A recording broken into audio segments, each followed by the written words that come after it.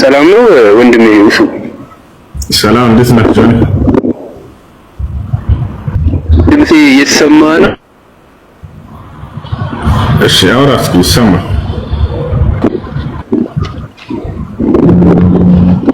እሺ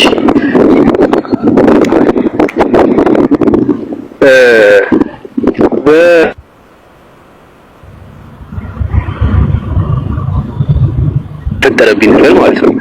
ምንድነው እሱ በቁርአን ላይ 4 ሚስቶች ብቻ ነው ማግባት የሚቻለው ተብሎ በቁርአን ተደንግጓል። ቁርአን ያላቀ ስለሆነ ማለት ነው።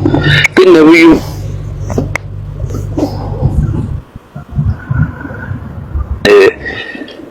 ተቃርኖ ነው ወይስ እንዴት ተቻለ? 4 ሚስት ተፈቅዶ እሳቸው 9 ሚስት ማግባታቸው እንዴት ነው አንተ የምታየው?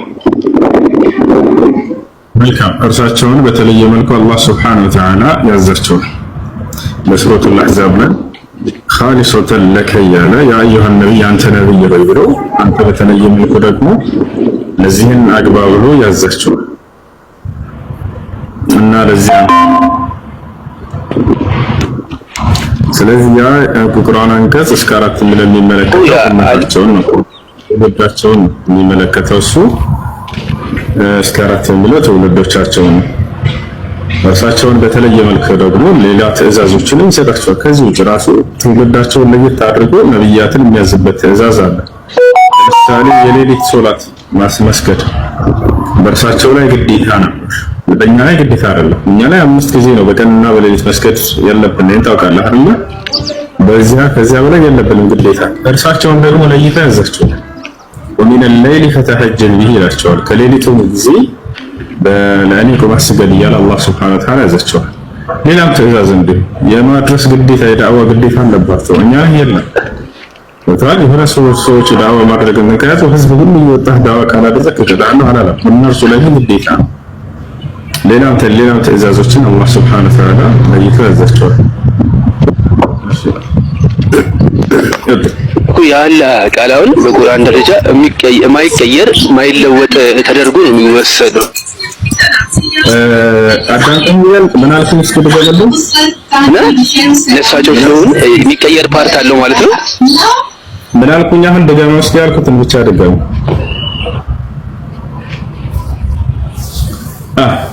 ምን አልከኝ? እሱ ድምጼ የተቆራረጠ ነው። ምን እንዳልኩኝ ደጋማ እስኪ ምን ብዬ መለስኩልህ? ለሳቸው ሲሆን በልዩ ሁኔታ የሚተሰጣቸው ትእዛዝ አለ ለነብያቶች አልከኝ። ብሎ እሱ ነው በቃ። አሁን እዚህ ጋር ፈንኪሑ ማ ጣበ ለኩም ሚነ ኒሳ መስና ወሰላሳ ወሩባዕ ይላል። 2 3 አራት ካለ በኋላ ይህ ምን ናሂየ ኡመቲ ያኔ ለኡመታቸው አስመልክቶ የሚመለከት ታቸውን ደግሞ በተለየ መልኩ ሌላ ትዕዛዞችን ያዛቸዋል ይላል። በዚያ መካከል ከነዚህ በላይ እንዳገቡ የደነገገባቸው አለ። ፈልጓቸው አይደለም። ነብዩ ሰለላሁ ዐለይሂ ወሰለም አጥተው እየታዘዙ ነው። ተባለ ወፍቱርነ ማ ዩትላ ፊ ቡዩቲኩነ ሚን አያቲ ላሂ ወልሂክማ ይላቸዋል። እናንተ የነብዩ መሐመድ ሚስቶች ሆይ በቤታችሁ ውስጥ የሚወሳውን የእኔን ቃል የመልእክተኛውን ሐዲስ አስተምሩ፣ ለትውልድ አስተላልፉ ብሎ ያዛቸዋል። ለዚህ ዓላማ ነው። እሺ ብሌን ሰላም። እሺ እሱ አንድ ተጨማሪ ጥያቄ ከይቅርታ ትቀጥላለህ ጆኒ? ይቅርታ ብሌን። እሺ ተናገሪ። ነበረኝ አላስቸገርኩ። ትቀጥላለህ። አብሽር አንድ ታግስ። ብሌን አለን። እንዴት ነሽ? ይሰማል ነው። እንትን አንድ ጥያቄ ነበረኝ። እሺ ጥያቄሽ ምንድን ነው? ሰለዋት ማለት ነው ማለት ነው? ሰለዋት ማለት ውዳሴ ማለት ነው። አምላክ አላህ Subhanahu Wa Ta'ala በነብዩ መሐመድ ሰለላሁ ዐለይሂ ወሰለም ላይ ውዳሴውን ያሰፍንላቸዋል። ያ ማለት يعني يذكره الله سبحانه وتعالى في الملأ الأعلى عند الملائكة وسبات ሰማይ በሚገኙ መላእክቶች ዘንድ ስለርሳቸው መልካምነት አላህ ይነግርላቸዋል ማለት ነው። يعني ውዳሴውን ያሰፍንላቸዋል ማለት እንጂ ሶላዋት ማለት ስግደት ወይንም አምልኮ ማለት አይደለም። እሺ አመሰግናለሁ። እሺ አሰላሙ አለይኩም። እሺ ወርሳ አንድ ጆኒ ይቀጥል። ይቅርታ እሱ ነው። ጆኒ ይቀጥል። ሙስሊሞች ትቀጥላላችሁ። ጆኒ አላህ ነው ተናሳ የተናሰለት አድማጭ ካላችሁ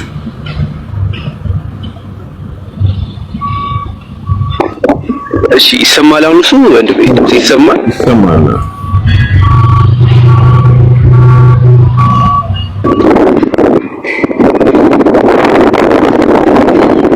ይሰማል አይደለ ማውራው ልቀጥል ጥያቄ ቀጥል እሺ ይሰጣቸዋል እሳቸው ብቻ ሳልከኝ አንድ ጊዜ አንሻ በመንገድ ላይ ሳሉ ወደኋላ ትቀራለችና ክስ ይመሰረትባታል ወደኋላ ስለቀረች ማለት ነው ምክንያቱም ማቅጣለሽ ተብሎ ታስቦ የነብዩ መሐመድ ሚስት አንሻ ማለት ነው እና ለፍርድ ትቀርባለች በዚህ ጊዜ ነብዩ መሐመድ ተገለጠልኝ ብለው ከዛ ክስ ነፃ ያወጧትና የከሰሱት ሰዎች ላይ ይፈርዱባቸዋል ተገለጠልኝ ብለው ማለት ነው ጨረስ ቶሽ ሲፈጠሩ የሚገለጥ ነገር ነው ለነብዩ ከተገለጣላቸውስ በወቅቱ ለምን አልተገለጠላቸው ማለት ይሄ ነገር የሰውኛ ስም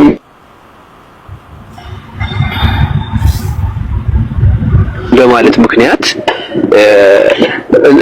ያላ ቃል ነግሮኛል ከዛ ሐሰት ክስ ናት ነፃ ናት ብለው በራሳቸው በግሌ ተንተው በራሳቸው አትበል የራስን ጥያቄህን ጠይቅና ያላ ቃል በሁኔታዎች የተመሰረተ ነው አምላክ አላህ Subhanahu Wa Ta'ala መቼ እና በማን ላይ እንዴት ማውረድ እንዳለበት የሚያውቀው ራእይ እሱ ነው ለምን ሙሴ አብርሃም በፊት አላከው ለምን ኢየሱስን አዳም ሊያድነው ከሆነ መጀመሪያ ለምን አላከው ለመጣም ስለና አምላክ ያ አይሆንም አይደል ስለዚህ አምላክ መቼ ማውረድ እንዳለበት ይሄን ያውቃል በጊዜው ጠብቆ አወረደ የዛኔ ምንድነው ትምህርቱ ታዲያ ከዚህ የተፈለገው ከተባለ አንድ ሰው እርግጠኛ የሆነ ነገር በአንድ ሰው ላይ እስካላየ ድረስ መወንጀል እንደሌለበት ያስተምራል ይሄን ነገር አደረገ አላህ Subhanahu Wa Ta'ala በርካቶች ምላሳቸውን ዘርግተው ነበር በርሳቸው ላይ መናፍቆች የሚፈጠር በሁኔታዎች የሚፈጠር መገለጥ መሆን ነበረበት መፈጠር ነበረበት እሱ አሁን አንተ እንደ ሰውኛ ማለት ነው ይሄ ነገር መፈጠር ነበረበት ጥበቡን እየነገርኩህ ነው መረው ማለት ነው ነብዩ መሐመድ ተገለጠልኝ ያሉት በዛ ወቅት ላይ ይሄ የአንሻን ክስ ለማንሳት የተፈጠረ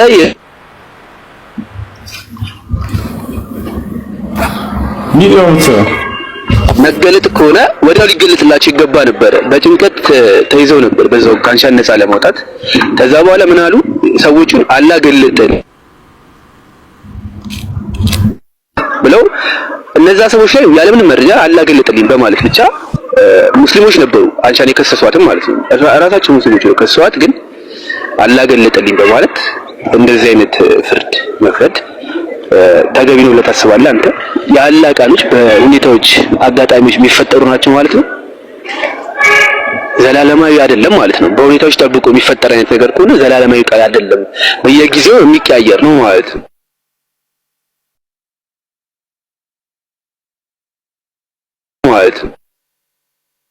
ይሰማቸዋል ልጆች ይሰማቸዋል ሰላም አለይኩም ወአለይኩም ሰላም ወራህመቱላሂ ወበረካቱሁ ይሰማል አልሐምዱሊላህ እሺ ስለ ዘካቱል ፍጥር ሊጠይቅ ነበር እስቲ ጠይቃለሽ ጆኒ አለ ሄሎ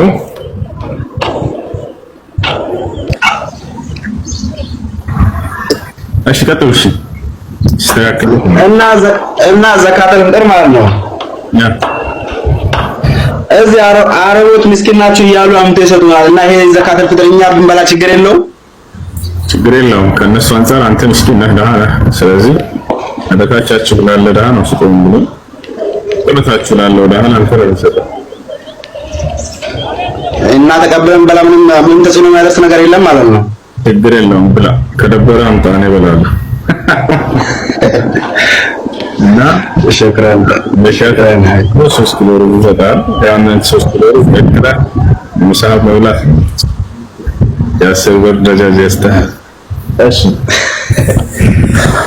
ሰላም አለይኩም ወአለይኩም ሰላም ወራህመቱላሂ ወበረካቱሁ ሰላም ነው አልহামዱሊላህ እሱ ሰለምቴ ነኝና አንድ ጥያቄ ነበረኝ ግራ የሚያጋባኝ ሸርጠይ ጥያቄ ይመስል አገኛለሁ ብዬ ነበር የመጣው ጥያቄ ነበር አንተ ሙስሊም የሆነ ነው ጀነት የሚገባው ይሄ የታወቀ ነውና ነብዩ ሰለላሁ ዐለይሂ ወሰለም ከመላካቸውና ቁርአን ከመረዱ በፊት የነበሩት ኡመቶች እንዴት ነው ለፍርድ የሚቀርቡት እንዴት አይነት ሁኔታ ነው የሚሆኑት አህለል ፈትራ ይባላሉ እነሱ ያለፈውንም ነብይ ያላገኙ ቀጣዩንም ነብይ ያላገኙ በመካከል ላይ የነበሩ አህለል ፈትራ ብለው ይጠራቸዋል ያለፈውን ነብይ መልእክት ያልደረሳቸው እርሱ ከእነርሱ በኋላ የመጣው መልእክት ያልደረሳቸው መካከል ላይ የሆኑ አላህ የትንሣኤ ቀን ዝም ብሎ በቀጥታ አይቀጣቸውም ፈተና ይፈተናሉ አምላክን ትእዛዝ ከጠበቁ ይድናሉ አይ አንጠብቅም ብለው ደግሞ አንፈጽምም ካሉትን ትእዛዝ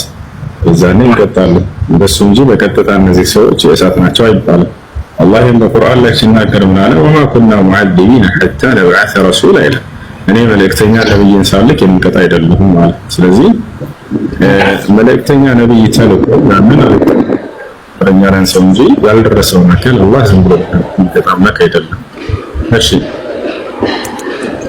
እሺ አመሰግናለሁ ለብሶቼ ዱዓ አድርጉልኝ ይመችን ብቻ ነው እየሰማ እያወራ ያለው እዚች ጋር ያላችሁ ሙስሊሞች እንዳለ እየመለስልኝ አይደለም ጥያቄን አንድ ኡስታዝ መመለስ አለበት እኮ አይደል እንዴ የሚነሳው ጥያቄ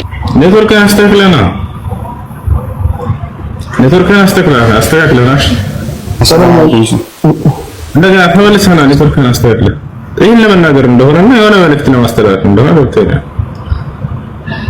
ብዙ አይነት ክርስቲያኖች አሉ አንደኛ ለማወቅም ይመጣል ሁለተኛ ለመሳደብ ይመጣል ሌላው ደግሞ ልክ እንደዚህ አይነት ጨዋታውን ለመጫወት ይመጣል ሰላም አለይኩም ብሶ አለይኩም ሰላም ወራህመቱላሂ ወበረካቱ እንደምን ሰላም አለ አልহামዱሊላህ ሶስት ጥያቄ ነው ያለኝ እሺ ከስም መሰረቱ ነው ሙስሊም ነኝ ስም ትክክለኛ ስም አብዱል ከሪም ነው እሺ እና እኔም ጠይቀውን ሰውነቴ ላይ ታቶ አለብኝ ማለት ተነቅሻለሁ ዩኒቨርሲቲ ኮሌጅ እየተማርኩኝ ማለት ነው እሺ እና ብዙ ጊዜ ቲሸርት ላይ ሲሆን ወይም ደግሞ ብዙ ጊዜ ኢንተርኔት ሲሆን ሰዎች ንቅሳት ምናምን ነገር ብለው ሊያሸማቁኝ ምናምን ደግሞ እንደማይቻል ምናምን በጣም ማስጠፋት እንዳለብኝ ይነግሩኛል እሺ በዚህ አንድ በዚህ እንድትመልስልኝ የምፈልገው ነገር ነው ሁለተኛ ደግሞ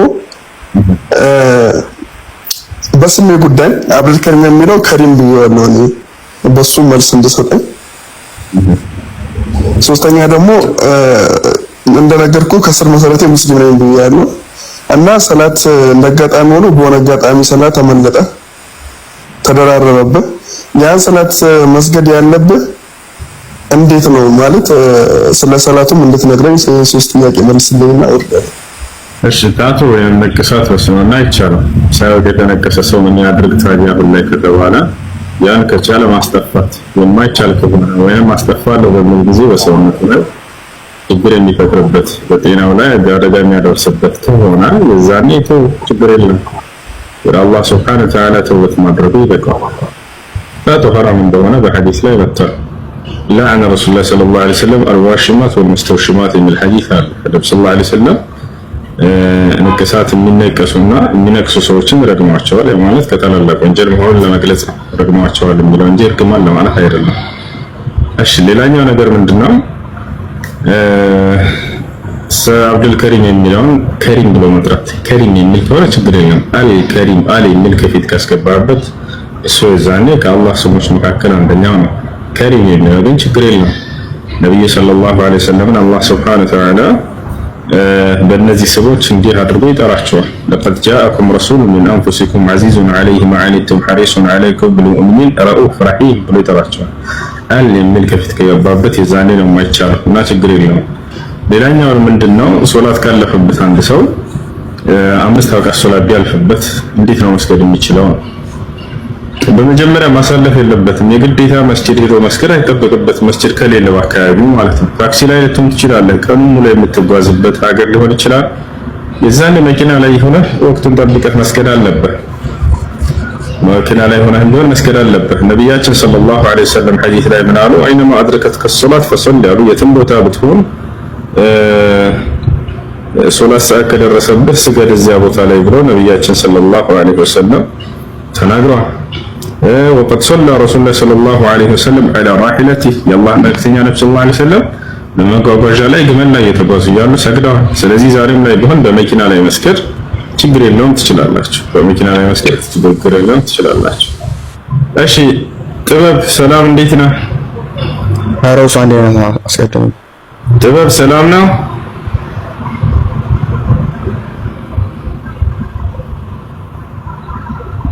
ይሰማል? እሺ ሶስተኛ ጥያቄ ይሄ ነበር አይደል? ከተነሳለ እሺ መንሱር ትጠይቃለህ። ብሌን መጠየቅ የምትፈልገው ነገር አለ? እሺ ጥበብ ቀጥል። እሺ አይሰማም? ጥበብ ሰላም ነህ? ሰላም ነው። ሴት ላይ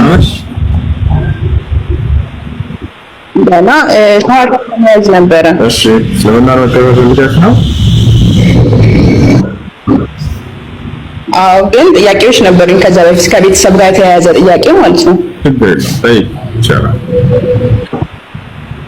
እሺ ስራ ቦታችን ስራ ቦታ ነበረ፣ ቢራ ምናምን ማከፋፈያ ነበርና እንዴት ነው ማድረግ የምችለው? እሱን ታንቺ ጋር ነው። እሺ አንቺ ከቻልሽ ያንን ስራ አትስሪ። አስካሪ መጠጥን መጠጣት ወይንም ደግሞ መሸጥ አይቻልም፣ አይፈቀድም። ከዚህ የምትወጣበት መንገድ አመቻች። አሁን ወዲያው ሳይሆን ወዲያው ሰውየው ልቀቅ ቢባል ህይወቱ አደጋ ላይ የሚሆን ከሆነ እዛኔ እስኪመቻችለት ድረስ ይጠብቃል። ወጥሻ በሚመቻችለት ጊዜ ያንን ነገር ሊለቅ ይገባል። ኢስላም ብሎ ማለት አምላክ በነቢያት በኩል የደነገገውን ህግና ስርዓት መጠበቅ፣ መታዘዝ፣ አለማመጽ ነው። ከወረደው ህግና ስርዓት መካከል አስካሪ መጠጥን አትጠጡ፣ ለሌሎችም አትሽጡ የሚል ነው። አላህ በቁርአን ላይ ሲናገር ምን ይላል? ያ አዩሃ الذين آمنوا إنما الخمر والميسر والأنصاب والأزلام رجس من عمل الشيطان فاجتنبوه لعلكم تفلحون إنما يريد الشيطان أن يوقع بينكم العداوة والبغضاء في الخمر والميسر ويصدكم عن ذكر الله وعن الصلاة فهل أنتم منتهون ይላል። እናንተ ያመናችሁ ሆይ አስካሪ መጠጥ እያለ ይሄንን እየከለከለ አላህ ሱብሓነሁ ወተዓላ መጨረሻ ላይ ስለ አስካሪ መጠጥ ምን አለ? እናንተ ከእርሱ አትቆጠቡምን? ተቆጠቡ ከዚያ አጸያፊ ነገር፣ ሰይጣናዊ ነገር ላይ ይከለክላል። እና መጠጣት አይቻልም፣ መሸጥም አይቻልም፣ በእርሱ የመጣንን ገንዘብ መብላት አይቻልም። ነገር ግን ሰውየው ሌላ ምንም አማራጭ ከሌለው ህይወቱን ለማትረፍ እስኪመቻችለት ድረስ እዚህ ነገር ችግር አይኖረውም። አضሩራት ትጅቡል መሕዙራት ነው የሚለው ቃዒዳ። በጣም አስቸጋሪና አስጨናቂ ነገራቶች የማይፈቀድን ነገር እስኪመቻችል ድረስ እንዲፈቀድ ያደርጋሉ ይላል ሱረቱል ማኢዳ ላይ አላህ ሱብሓነሁ ወተዓላ የማይፈቀዱ ስጋዎችን ከገለጸ በኋላ ነገር ግን የተጨናነቀ ምንም አማራጭ የሌለው ህይወቱን ለማትረፍ ያክል ቢጠቀም ችግር እንደሌለ ይገልጻል። ይሄ ነው። እሺ ሌላ ደግሞ ከቤተክርስቲያን ጋር ተያይዞ ነውና ቤተክርስቲያን እንሂድ ምናምን ሲሉ ምንድን ነው ማድረግ ያለብን? እንግዲህ አንድ አምላክን አላህ ሱብሓነሁ ወተዓላን ካመንሽ በኋላ ከነቢያቶች መካከል አንድ ነቢይ የሆኑት ኢየሱስ ክርስቶስ ወይም መሲሁ የሚመለኩበት ቤተ አምልኮ ሂዶ አምልኮ መፈጸም አይቻልም እና ከዚህም የምታገኝበትና አምልኮ የምትፈጽምበት ብቻሽን ሆነሽ ወይንም ደግሞ ቤትሽ ሆነሽ አላህን የምትገዥበት መንገድ ካለ ያንን ትሄጃለሽ። አሁንም በጣም አስቸጋሪ ከሆነ በማትሄጂ ከሆነ ችግር የሚፈጥርብሽ ከሆነ በህይወትሽ ላይ አደጋ የሚፈጥርብሽ ከሆነ በዚህ ነገር ሄደሽ አምልኮውን አትፈጽም። ምናልባት ህይወትሽን ለማትረፍ ልትሄጂ ትችያለሽ ወደ ቤተክርስቲያን ይመቻችልሽ ድረስ። ነገር ግን እዛ ሄደሽ ምንም አይነት አምልኮ አትፈጽም፣ አትሰሪም። ይሄን ብታደርጉ በእናንተ ላይ አደጋ ይሆን ይችላል። እሺ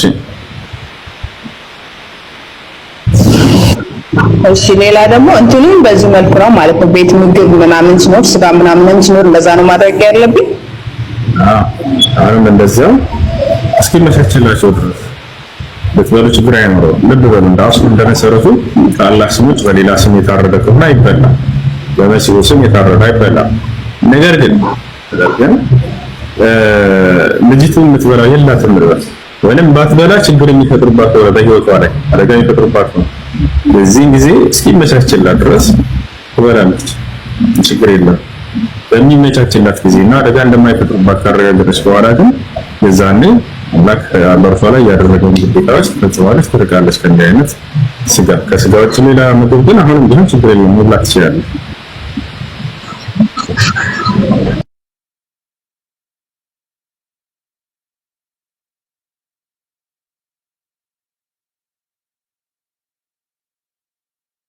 الله إله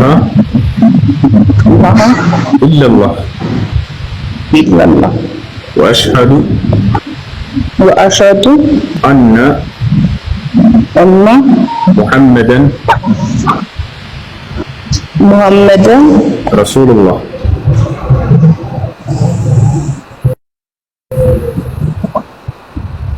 رسول الله ما شاء الله ጨርሰሻል። አላህ ምስጋና ይገባው። ከዚህ በኋላ ሙስሊም ነሻል። አሁን ያልሽው ቃል የሸሃዳ ቃል ወይንም ይጨርሰሽ።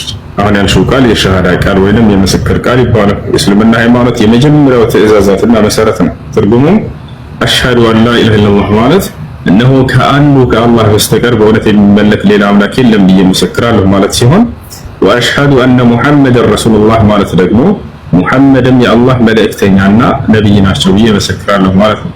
ከዚህ በኋላ ሙስሊም ነሻል። አንድ ሰው እስልምናን ሲቀበል የመጀመሪያው ትዕዛዝና መሰረት ይሄን ለምን የሚገባው አምላክ አንድና ብቸኛ ነው፣ በእርሱ ላይ አጋር የለም። በዘመንህ የተላከልህን ነብይ ከአምላክ ዘንድ እንደ ነብይ አድርገህ ትቀበላለህ። ከዚህ አምላክ በእርሱ በዚያ በነብይ ላይ ያወረደውን ህግና ስርዓት እየፈጸምክ ህይወትህን ታሳልፋለህ። በቀጣዩ ዓለምም ከሞት በኋላ ገነት እንደምትገባ ቃል ይገባል። ይሄ ነው በቃ አላህ ሱብሓነሁ ወተዓላ በእርሱ ያመኑ ሰዎችን በቀጣዩ ዓለም የዘላለማዊ ሀገር የሆነችዋን ጀነትን ቃል ገብቶላቸዋል። ይሄ ሲናገር ምን አለ? ኢነ الذين آمنوا وعملوا الصالحات لهم جنات النعيم خالدين فيها وعد الله حقا وهو العزيز الحكيم አለ። እነዚያ በእኔ አምነው መልካምን የሰሩትን የገነትን ጸጋ አስገባቸዋለሁ፣ በእርሷም ውስጥ ለዘላለም ዘውታሪዎች ሲሆኑ ይህም የእኔ የአላህ ቃል ነው፣ ቃሌም እውነትና ተፈጻሚ ነው፣ እኔ አሸናፊና ጥበበኛ የሆንኩኝ አምላክ ነኝም እያለ ይናገራል። በሌላ ቦታ ላይ አምላክ አላህ ሱብሓነሁ ወተዓላ ቃል በቃል ሙስሊሞች ከሆናችሁ ገነትን አስገባችኋለሁ እያለ ይናገራል። የቆለ ሱብሓነሁ ወተዓላ في سورة الزخرف الذين آمنوا بآياتنا وكانوا مسلمين ادخلوا الجنة እነዚያ በምድር ላይ ሳሉ ሙስሊም የሆኑትን ገነትን ግቡ ነው የምላችኋል። በሌላ ቦታ ላይ አላህ ሱብሓነሁ ወተዓላ ምን ይላል? በሱረቱ አልበቀራ ላይ ወበሽር الذين آمنوا وعملوا الصالحات أن لهم جنات تجري من تحتها الأنهار እያለ ይናገራል። ሙሐመድ ሆይ እነዚያን በእኔ አምነው መልካምን የሰሩትን አብስራቸው ለእነርሱ የገነት መጠቃቀሚያ ጸጋ እንደሚያገኙ እንደሚገቡ አብስራቸው ከወዲሁ እያለ ይናገራል። ስለ ጀነት ሲናገር ኡዒደት ሊልሙተቂን ይላል። በእኔ ላመኑና እኔን ለፈሩ ሰዎች ተዘጋጅታ ጨርሳለች የገነት እያለ ይናገራል። ነቢያችን ሰለላሁ ዐለይሂ ወሰለም በሐዲስ ላይ አልጀነቱ ላ የድኹሉሃ ኢላ ነፍሱ ሙስሊማ ይላሉ። ጀነትን ሙስሊም ነፍስ እንጂ ሌላ ማንም አይገባባትም ይላሉ። ይሄን ይመስላል። ሌላው አንድ ሰው እስልምና ሲቀበል ጊዜ በሰለመበት ቀን አላህ ምን ያደርግለታል ለዚህ ሰው ከተባለ ያለፈ ኃጢአቱን ሁሉ ይቅር ይለዋል። ንጹህ አድርጎ ያለምንም ኃጢአት አድርጎ የሚቀበል አምላክ አላህ ሱብሓነሁ ወተዓላ ወደ እርሱ ተመላሽ የሆኑ ባሪያዎችን ኃጢአታቸውን አያስብባቸውም፣ ይቅር ይላቸዋል ስላለፈው። ይህን አላህ ሲናገር ይላል በሱረቱል አንፋል ላይ ቁል ለለዚነ ከፈሩ ኢየንተሁ ይግፈር ለሁም ማ ቀድ ሰለፈ ወኢን የዑዱ ፈቀድ መضت سنة الأولين ይላል።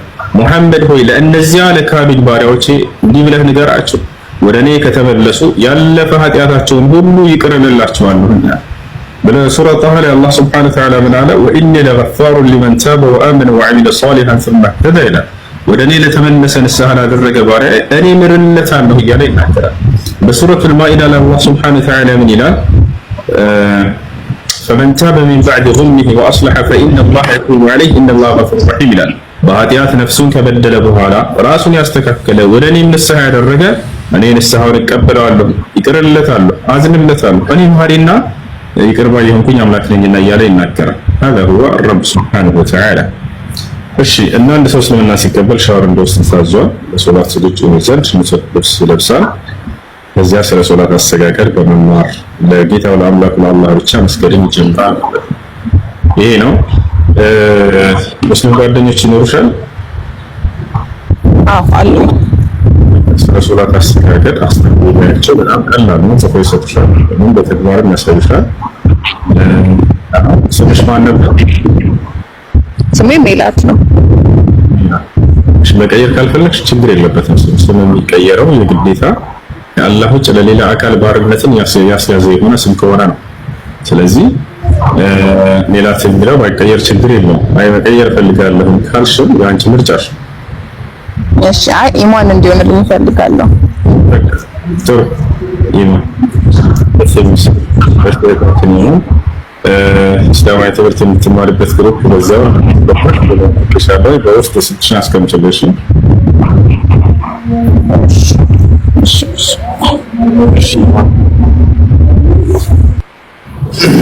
ጥያቄ አለሽ ዶክተር? እሺ ብሌን ጥያቄው እሷን ጥያቄ ነበረኝ። እሺ አንዴ ብሌን እናስቀድም። ብሌን ጥያቄ አለሽ? አዎ ጥያቄ አለኝ። እሺ ጥያቄ ምንድነው? እኔ ከዛሬ 3 ዓመት በፊት ነበር መስለም ፈልገው። እሺ እና ብዙ እስላም እንትኖችን እየተማርኩኝ ምናምን ነበር በውስጥ ኦንላይን ላይ ምናምን አዳምጣለሁ። ግን ቤተሰቦቼ ምናምን በጣም ስለምፈራቸው ቤተሰቦቼ ነበር የያዙኝ ማለት ነው። እሺ ምክንያቱም ያው እኔ ሰለምኩ ማለት ያው ከቤተሰቦቼ ጋር መለያየት ምናምን ይመጣል። እኔ ደግሞ ገና ተማሪ ነኝ፣ 12ኛ ክፍል ተማሪ ነኝ። ራሴን አልቻልኩም ገና እና በጣም ነው የምፈልገው። ግን አሁን 3 ዓመት ሙሉ ማተቤን አውልቄ ቤተክርስቲያን አልሄድም። ከምን ውስጥም የለውም ነበር እስላሙን ስለምፈልግ ማለት ነው። አሁን መጨረሻ ላይ ብዙ ሰው ሞት ይቀድማል ምናምን ብለው እንትን ሲሉ ውስጤ በቃ መስለም ፈለኩኝ። ድፍረትም ያው ራሴን አልቻልኩም። ከቤትም ለቢያባሩኝም ልጅ የለኝም። ከዛ ግን አሁን ላይ ዛሬ ከሰዓት ጓደኞቼ እስላም ጓደኞች አሉኝና ዛሬ ከሰዓት ላይ መስጊድ አናግረውኝ ዛሬ 8 ሰዓት ላይ ቀጥረውኛል ሄድ ለሻዳ ሊዝ ማለት ነው። እሺ እና ያንተን ቪዲዮ ሼር አደረጉልኝ። ያንተን ቪዲዮ እሱን በደንብ ጠይቄው እሱን በደንብ አስተምርሻል ምናምን አለ። እዛ ብዙ ጊዜ ስታስተምር ምናምን አያለው ይሰማላ የሰማሽ ነው። እሺ ብለን ቀጥይ። ስታስተምር ምናምን አያለው ሰማለው እና ዛሬ ተስተካክለ እና ዛሬ ሻዳ ይዛለው። ግን ብዙ ጥያቄዎች አሉኝ። ማለት አሁን ቤት ውስጥ ቤተክርስቲያን እንኳን አልሄድም ብያቸዋለሁ። ይሄን ያውቃሉ፣ እስላም መሆን እንደምፈልግ ያውቃሉ። ግን ያስፈራሩኛል። እስላም ከሆንሽ ከቤት ነው የምናወጣሽ ምናምን ብለውኛል። ከ3 ዓመቴ ማተብም ጉዳይ ምናምን ግን አሁን ቤት ውስጥ ከሰለምኩኝ እንዴት ነው መስገድ? ቤት ውስጥ ሰላዋት ምናምን መስገድ እንዴት ነው? የራስሽ ክላስ ትኖርሻለች? የራሴ ክላስ የለኝም። እሺ ጓደኛ እናቴ የማትኖርበት ስራ የምትሆንበት ጊዜ አለ። ጥሩ። በዚያ ሰዓት በሰዓት ላይ ያለፉሽን 3 ሰዓቶች በዚያ ሰዓት ሰብስበሽ መስገድ ችግር የሚፈጥሩብሽ ከሆነ ማለት ነው። ችግር የማይፈጥሩብሽ ከሆነ አምለው ከተቀበሩ ጊዜውን ጠብቀሽ ትሰግጃለሽ። ምስቱን አውቃሽ ሶላቶች የራሳቸው ጊዜ አላቸው። እነዚያን ጠብቀን እንሰግዳለን። ነገር ግን ይሄ እንዲያውቁ አንቺ ላይ ችግር የሚፈጥሩብሽ ከሆነ አደጋ ላይ የሚጥልሽ ከሆነ እነዚህን ጊዜያቶች ሶላቶችን ሰብስበሽ በአንድ ጊዜ መስገድ ትችላለሽ። ነገራቶች እስኪመቻቸው ድረስ አላህ ሱብሓነሁ ወተዓላ ላ ዩከሊፉ ላሁ ነፍሰን ኢላ ውስዐሃ ይላል። እኔ አንዲትን ነፍስ ከአቅሟ በላይ አላስገድዳትም ይላል እና ይህ እሺ። እና ቤት ውስጥ አሁን ስጋ ምናምን ክርስቲያን ስጋ ነው ቤት ውስጥ የሚሰራው። እሱን ስበላ እንዴት ነው የሚሆነው? ቅድም በተናገርኩት መሰረት ለልጅቱ ስነግራት በቤታችሁ ውስጥ የክርስቲያን ስጋ ከሆነ የሚሰራው ይሄን መብላት የማትችሉ ከሆነ እሰየው፣ ከአላህ ስም እንጂ በሌላ ስም የታረደ ስጋ አይበላምና አላህ በቁርአን ላይ ሲናገር ይላል ወላ ተእኩሉ ሚማ ለም ይዝከር እስሙላሂ ዐለይሂ ወኢነሁ ለፊስቅ ይላል። የአላህ ስም ሳይወሳበት የታረደ ስጋ ከሆነ እንዳትበሉ እያለ እርሱ አመጽ ነው እያለ ይናገራል። ነገር ግን ሌላ ምንም አማራጭ ከሌለ የምትራቢ ከሆነና ካልበላሽም ወይንም ደግሞ ባትበይ ችግር የሚፈጥሩብሽ ከሆነ ነገራቶች እስኪመቻቹልሽ ድረስ ችግር የለውም ብትበይ። እሺ እና ዱዓ አድርግልኝ። ዛሬ ከሰዓት መስጊድ ሄጄ ልሰልም ነው። ማሻአላህ አብሽሪ፣ አላህ ይወፍቅሽ። ትምህርቱ ጠንክሪ፣ በርቺ።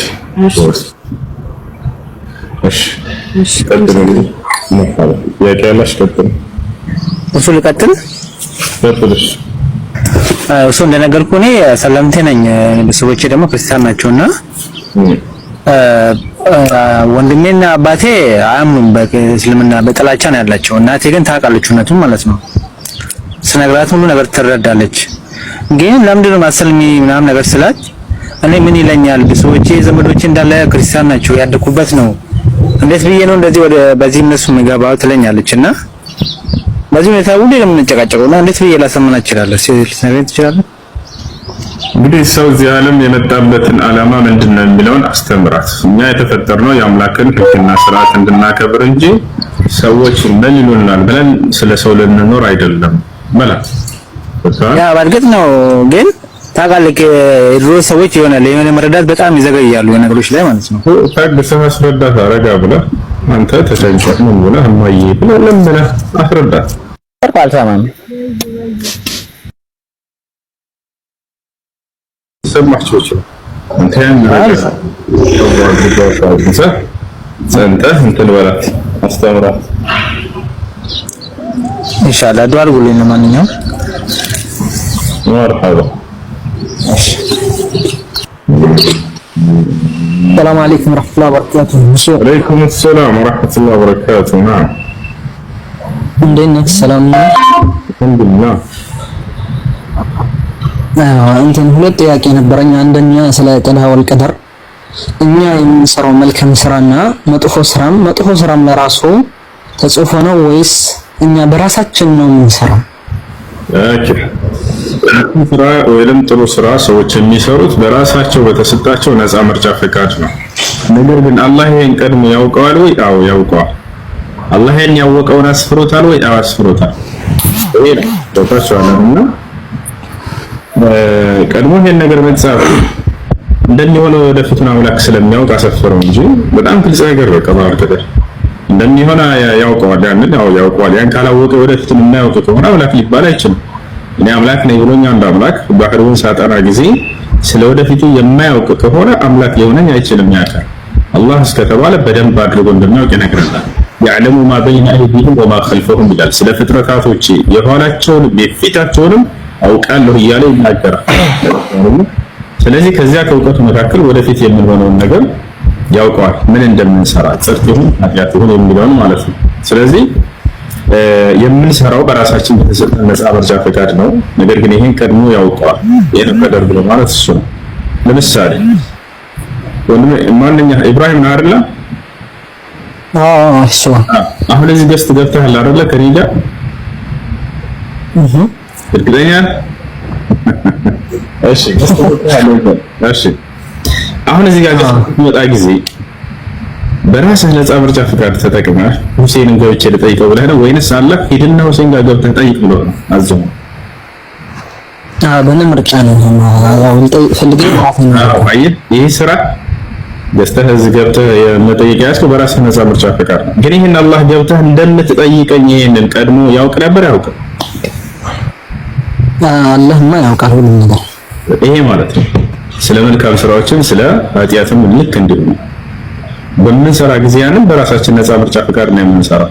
ነገር ግን ያን ቀድሞ አላህ ያውቀዋል። አዎ ያውቀዋል። ቀደር ማለት ይሄ ነው፣ ሌላ አይደለም። ይሄን ነገር አላህ ቀድሞ ለሁ ዒልሙ ሙስበቅ ፊ አዕማል العباد ስለ ባሪያዎቹ ስራ ቅድመ እውቀት አለው እርሱ ማለት ነው። ቀደር ነው እንጂ እንዲሆን እንደዚህ አንተ ለጽድቅ አንተ ለኃጢአት ብሎ ይመረጠው የለም። ወጣላ አይደል? ያ የራሳችን ነፃ ምርጫ ፍቃድ ነው። ነገር ግን ጀነትስ የምንገባው ከተባለ በዚህ መስራዎቻችን ነው። አላህ Subhanahu Wa Ta'ala ሲናገር ብለን وتلك الجنة التي أورثتموها بما كنتم تعملون ይላል ስለ ጀነት ሰዎች። ይህችን ጀነት ምድር ላይ ሳላችሁ ስትሰሩ በነበራችሁ ስራ ምክንያት ወረሳችኋት ይላል። አየህ፣ በጻፍኩላችሁ ምክንያት አይደለም ያለው። አንድንም ሰው አላህ አንተን ለጀነት አንተን ለጀሃነም ብሎ ለሄቱ ያዘጋጀው አካል የለም። ወጣቻለና ያ የስራችን ውጤት እንደሆነ ይነግረናል። ስለ ጀሃነም ሰዎችስ በምንድን ነው ጀሃነም የገቡት? فذوقوا العذاب بما كنتم تكفرون ይላል። ስትክዱ በነበራችሁበት ምክንያት ጀሃነምን እሳት ግቡና ቅመሱ ይባላሉ አለ። فذوقوا العذاب بما كنتم تكسبون አለ። ስትሰሩ በነበራችሁ ስራ ምክንያት ጀሃነምን እሳት ግቡና ቅመሱ ይባላሉ አለ። وللذين كفروا بربهم عذاب جهنم ለእነዚያ ጌታቸውን አላህን ለካዱ ሰዎች የጀሃነም ቅጣት ተዘጋጅቶላቸዋል ይላል። وعدت للكافرين ይላል። ለከሃዲያኖች ተዘጋጅታለች ይህች እሳት እያለ ይናገራል። وعدت للمتقين ይላል ስለ ጀነት ሰዎች እኔን ለሚፈሩ ሰዎች ተዘጋጅታለች። ስለዚህ እነዚህ የሥራዎቹ ውጤት ናቸው እንጂ አላህ ቀድሞ አንዱን ለጀነት አንዱን ለጽድቅ አንዱን ለኃጢአት አንዱን ለእሳት ብሎ ያዘጋጀው አካል የለም። እነዚህ ነፃ ምርጫ ፈቃድ ሰጥቶናል ስለ ስራዎቻችን። በእነዚህ በስራዎቻችንም ይወሰናል የቀጣይ ያለው ዕጣ ፈንታችን ማለት ነው። እሺ ጀዛከላህ ኸይራ። እሱ ሁለተኛ ጥያቄ ደግሞ ያው በልጅነታችን ያው ብር የሰዎች ብር ብንወስድ ለምሳሌ ብናስታውሰው ለመመለስ ሼም ቢይዘ በቃ ስታፈር ብሩን ማድረስ ነው ያለብን ወይስ በቃ ላዝም ወስጃለሁ ብለህ መናገር ነው ያለብን ማለት ነው? ችግር የሚፈጥሩብህ ከሆነ ገንዘቡን ብቻ መመለስ በስጦታ መልክ ሁሉ ልትሰጠው ትችላለህ። ችግር የማይፈጥሩብህ ከሆነ አፉ በለኝ ብለህ ያንን ነገር ይቅርታ ትጠይቀዋለህ።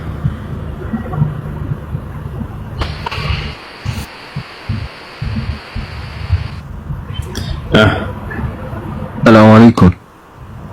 وعليكم السلام ورحمة الله وبركاته. كيف حالك يا حسن؟ الحمد لله رب العالمين الرحمن الرحيم مالك يوم الدين إياك نعبد وإياك نستعين جزاك الله صراط المستقيم صراط الذين أنعمت عليهم غير المغضوب عليهم ولا الضالين. ሰላም አለይኩም ወራህመቱላህ። ሁለት ጥያቄ ነበረኝ ሁሱዬ። እሺ ጥያቄ ነው። ለሙስሊም ባንክ ቤት እንዴት ነው መስራት? ለእህቴ ነበርና ከዚህ በፊት ጠይቃ ያው ወለድ ጋር የተነካካ ነገር አይቻልም የሚል ነገር ሰምታለች።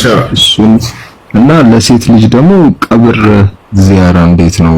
አንድ አስፈራሪ ሐዲስ አለ የሚሉት ነገር አለ። እሱንም እንዴት ነገር? እሺ ጀዛከላህ መልካም።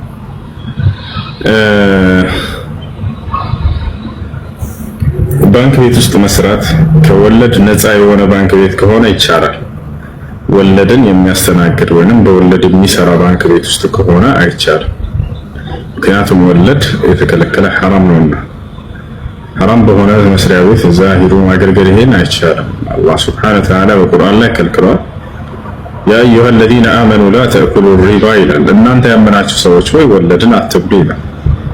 ወአሐለ አላሁ አልበይዐ ወሐረመ ሪባ ይላል። እኔ ንግድን ፈቀድኩላችሁ ወለድንም እርም አደረግኩባችሁ ያለ ይናገራል። ስለዚህ ወለድ የሚሰራ ባንክ ቤት ውስጥ ሄዶ ተቀጥሮ መስራት አይቻልም።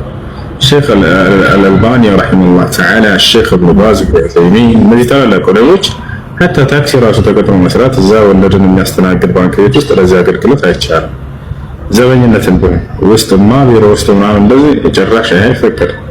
ስለዚህ ሐራም በሆነ መስሪያ ቤት ውስጥ ለሐራም አገልግሎት እገዛ ማድረግና መስራት አይቻልም።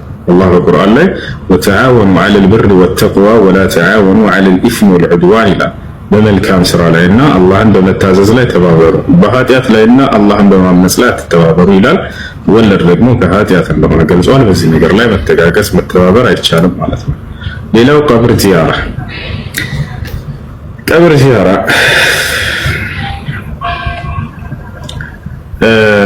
ለዐነ ረሱሉላህ ሰለላሁ ዐለይሂ ወሰለም ዘዋራቲል ቁቡር፣ ቀብር የሚዘይሩ ሴቶችን ነብዩ ሰለላሁ ዐለይሂ ወሰለም ከልክለዋል። ለምን ከለከሉ? ሴቶች ለመሆኑ እንዳትዘይር ሰስተውባት ነው? ላላ አይደለም። ምንም የሚጎዱት የሚጠቀሙት ነገር የለም ነብዩ ሰለላሁ ዐለይሂ ወሰለም። ነገር ግን እዛ ሄዳ ሴት ልጅ በምትዘይር ጊዜ ሴት ልጅ ችግር ላይ የሚጥላት ከሆነ ያ ነገር ከዲኗ ጋር የሚያጋጫት ነገር ከሆነ የዛኔ ያዝኑላታል ነብያችን ሰለላሁ ዐለይሂ ወሰለም፣ ያን ነገር ይከለክላሉ። ለምሳሌ ሴቶችና ወንዶች በአፈጣጠር እንለያያለን ባህሪያችን። ሴቶች በጣም አዛኝ ተደርገው ነው የተፈጠሩት። በተለይ ከቤተሰብ አንድ አካል በሚሞት ጊዜ ለምሳሌ ልስጣቸው። ሳዑዲ ነው ያለውን እህትህ አለች፣ አንተም አለህ ሳዑዲ። አባታቸው ሞተ ኢትዮጵያ ተብሎ ቢነገር የሁለታቸው ስሜት እኮ ነው አይደለም? ምናልባት እሷ ራሷን ልትስት ትችላለች። ለቻለርን ራሷን ልትስት ሁላ ትችላለች። ይህ እና ሴት ልጅ በባህሪዋ በጣም አዛኝ ተደርጋ ነው የተፈጠረችው። ስለዚህ ያን የሞተ ሰው እየሄደች መቃብር ባስታወሰች ቁጥር ዳግም ልቧ እንዲሰበር አልፈለጉም። ነብዩ ሰለላሁ ዐለይሂ ወሰለም ወንድ ልጅ ከተባለ ወንድ ልጅ በባህሪው እንደ ሴት ልጅ አዛኝ አይደለም። አይታችኋል። ቢያዝንም እንኳን ከላይ የሚገልጽ አይደለም። ሴት ልጅ ምናልባት ሰው ሞቶ ለብዙ ቀናቶች ራሷን ያኔ በቃ ልትጥል ትችላለች። በጣም ታዝናለች፣ ታለቅሳለች ምናምን። ዳግም እንደገና ወደ ቀብር ሄዳ ያ ነገር እያስታወሰች ራሷን እንድትጎዳ አልፈለጉም። ነብዩ ሰለላሁ ዐለይሂ ወሰለም ያ ስብራቷ እንደገና እንዲነሳ አልፈለጉም። ቦታቸዋል። ይህ ነው። ከዚህ አንፃር ነብያችን ሰለላሁ ዐለይሂ ወሰለም ሴቶች ቤታቸው ሆኖ ለዚያ ለሞተው ሰው ወንድ የሚያደርገውን ሁሉ ማድረግ ትችላሉ። ዱዓ ማድረግ ትችላለች፣ ኢስቲግፋር ማድረግ ትችላለች፣ ሰደቃ ማድረግ ትችላለች። ቦታቸዋል። ይህ ነው። ነገር ግን እዚያ በመሄድ ዳግም ያን የሞተውን አባቷን ቀብር ውስጥ መሆኑን ስታስተውል ልቧ እንዲሰበር ወደ ማዘን እንድትመለስ እንደገና ወደ ማልቀስ እንድትመለስ አልፈለጉምና ነብያችን ሰለላሁ ዐለይሂ ወሰለም ይሄን ነገር ከእርሷ አቀቡት ማለት ነው።